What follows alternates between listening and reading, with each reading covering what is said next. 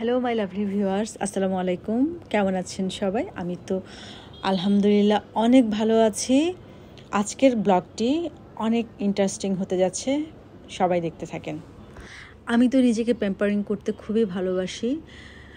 তো সেদিন মনে হলো যে অনেক দিন হয়েছে নিজেকে প্যাম্পার করি না, সো চলে গেলাম লিয়াজ বিউটি বক্সে নিজেকে প্যাম্পারিং করার জন্য। সাথে অবশ্য বড় মেয়েকেও নিয়ে আসছি।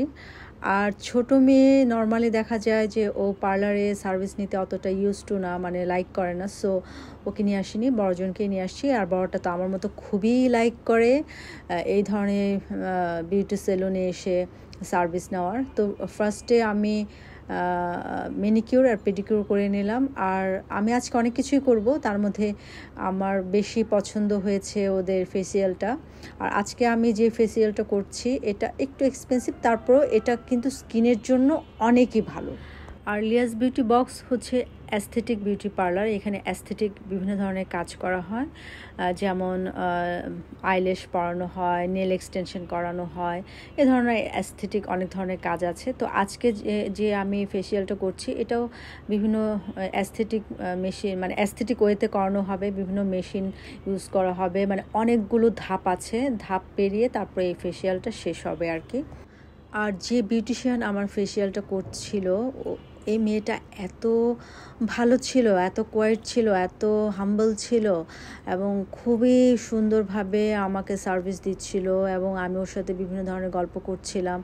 আমি আসলে যেখানেই যাই মানুষের সাথে কথা বলতে, গল্প করতে খুবই পছন্দ করি।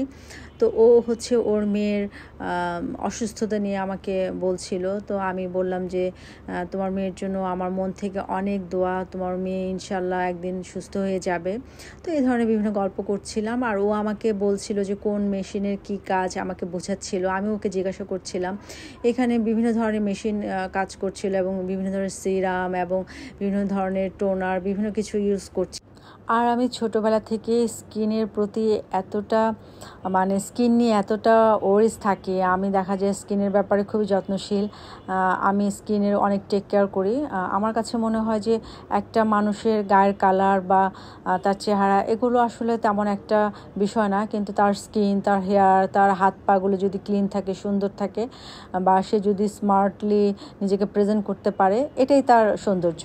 তো ফাইনালি আমার ফেসিয়াল মোটামুটি এখন ডান, যেহেতু অনেকগুলো স্টেপ পার হয়ে তারপরে ফেসিয়ালটা হয়েছে, এই জন্য একটু সময় বেশি লেগেছে। তো এই যে আমার ফেসিয়াল ফাইনালি একদম ডান। আর মেয়ে এখানে ও হেয়ার ট্রিটমেন্ট করলো, হেয়ার স্পা করলো, তারপরে ওর হচ্ছে ক্লিনজিং যে ফেসিয়ালটা ওর এজের উপর ডিপেন্ড করে যেটা যায় ওর সাথে সেটাই নিয়েছে।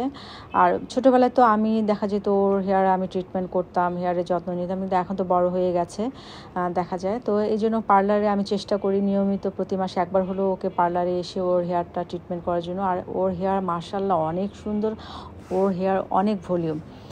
তো আজকে ব্লগটি আশা করছি আপনাদের ভালো লাগবে। সবাই খুব ভালো থাকবেন, আমার জন্য দোয়া করবেন। আল্লাহ হাফেজ।